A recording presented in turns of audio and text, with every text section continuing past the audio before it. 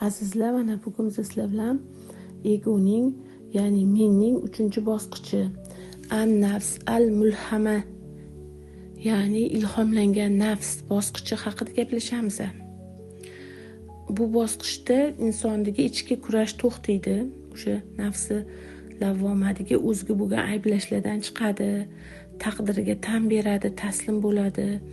Mana shu narsalar taqdirimda bo'lgan, shu yuz bergan ekan deb o'sha o'zini boricha qabul qila boshlaydi va taqdiriga ko'nish natijasida, o'zini ayblamaslik natijasida uni ongi sekin-sekin rivojlanadi.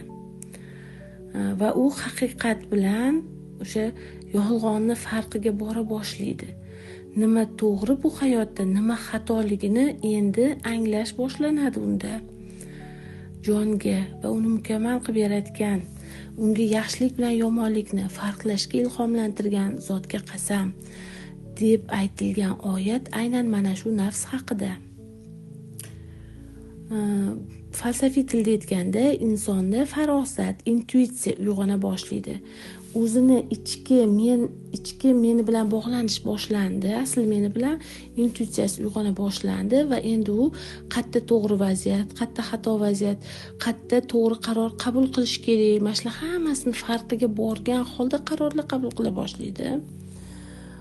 Endi u hadeb ichki kurashga emas, qarang, ichki kurashga tushib o'zi bilan o'zi kurashib qolmaydi. Endi unda vaziyatni to'g'ri baholay olish. Masalan, qaysi vaziyatda nima ish qilsa to'g'ri qaror qabul qilsa bo'ladi va u vaziyat uni foydasiga ishlaydi, yoki qanaqa qaror qabul qilsa u vaziyat unga zarar keltiradi.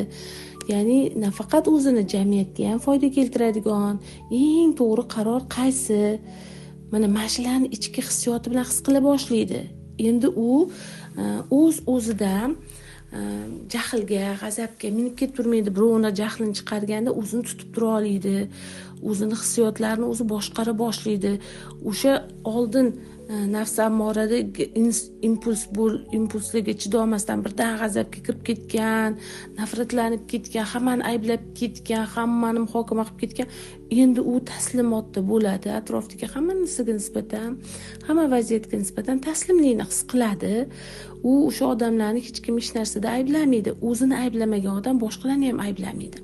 Hamma vaziyatlarni ilohiy deb qabul qilib borcha, hammasiga shartsiz munosabatda bo'la boshlaydi. Ichida xotirjamligi juda ham kuchayib ketadi. Xotirjamlikda yuradi.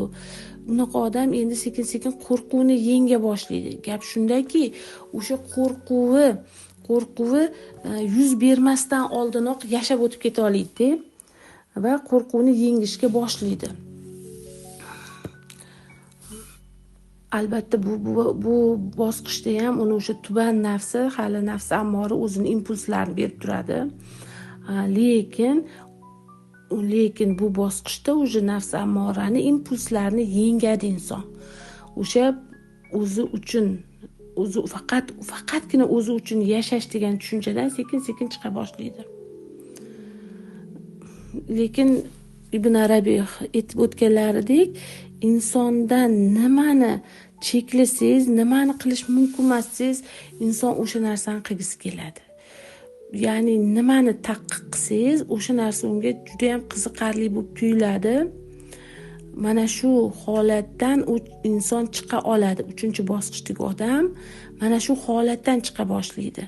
Hamma narsa unga qiziq, hamma narsani ma'nosini bilgisi kelyapti, oxiriga yetkazgisi kelyapti, lekin u menga shu kerakmi? Shuni men bilmasam nima qiladi deb o'sha qiziqqan narsalarni so'ndira oladi. O'sha intilishlari, qiziqishlari uni ongli ravishda ularga to'g'ri ko'z bilan qaragandan keyin o'z-o'zidan so'nib, o'z-o'zidan to'xtaydi. Men shuni xohlayapmanmi? Men uchun kerakmi? Nima uchun kerak deb o'ziga savol berganda, aslida u narsa unga kerak emasligini tushunib qoladi-da, keyin qo'yib yuboradi. Bilasizmi, uni intuitsiyasi shunaqa uyg'onadiki, o'sha bu nafsdagi odamlar 3-ko'zi ochuv deymizmi, shunga o'xshash holatda hamma narsa his qilishga boshlaydi. Atrofdagi odamlarning munosabatlarini, hamma vaziyatlarni to'g'ri baho bera boshlaydi. Endi u masalan biron bir firmani rahbari masalan, u bilan shartnoma tuzgan kimdir keldi, lekin shu shartnomani o'zidan ich-ichidan hech qanaqa sabablarsiz tuzishni xohlamaydi. Nima uchun xohlamayotganini o'zi tushunmaydi. Yo'q, men shuni xohlamayman, bo'ldi, men buni qilmasligim kerak deydi, qilmaydi. Keyin ma'lum bo'ladiki, bu taklif qilgan odam aferist bo'lib chiqadi. Tushunasizmi? Mana shunaqa vaziyatlar bilan o'zini hayotida anaqa to'g'ri yo'llarni topib, to'g'ri qarorlar qabul qilib yashay boshlaydi. Keyin hayoti osonlashib ketib qolganga o'xshab tuyuladi. Har doim to'g'ri qarorlar qabul qilyapti. Hamma vaziyatlar unga ishlayapti. Keyin borliq bilan sinxronlashib ketgan. Nimani xohlasa tez oldiga keladi, kimni xohlasa o'sha odam tez uni oldiga kelib qoladi yo telefon qiladi. Tushunasizmi? Shunaqa vaziyatlarga o'tib ketadi uni hayoti. Lekin bu odamda hali ham ego bor. Ruhiy g'urur holatida bor. Ya'ni men erishib qoldim. Men shunaqa haqiqatga yetishib qo'ydim degan g'ururi bo'ladi. Kibri, ana o'sha kibri uni to'xtatib qo'yadi shu bosqichdan tepaga chiqmaslik uchun. Men zo'r bo'lib ketdim, shunaqa hamma narsani to'g'ri qarorlar qabul qiladigan bo'lib ketdim. Har doim ichimda his qilib turadigan bo'lib qoldim. Har doim o'zim ichim bilan gaplashib to'g'ri qarorlar qabul qilyapman deb. Bu vaziyatlar hammasi to'g'ri 3-bosqich ongida shunaqa bo'ladi, lekin bundan ham yuqori bosqich ongi bor. Bundan ham Allohga yaqinlashuvchi yo'l bor. Buni o'ylamaydi, buni topmaydi, mana shu bosqichda qolib ketadi. Men yetishib bo'ldim, qidirgan narsamni topdim degan ichki g'ururi, o'ziga bo'lgan rosa ishonchi, kibri yo'qolib ketib qoladi. Ko'p insonlar, shu rivojlangan odamlar mana shu bosqichda bexosdan qolib ketishadi. Ibn Arabiy mana shu haqida ko'p ogohlantirganlar. Ko'pgina izlovchilar shu yerda to'xtab qoladi.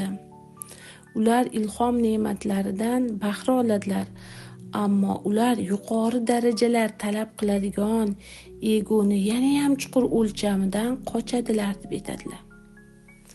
3-darajada yashash oson, hayot uchun qulay. Lekin 4-darajaga chiqqaningizda ko'p narsa sizdan talab qilina boshlaydi. Shuning uchun shu 3-darajaga chiqqanlar shu bilan qoniqib, shu yashashni xohlab, shu qolib ketadi va ko'pchiligi adashadi shu bilan.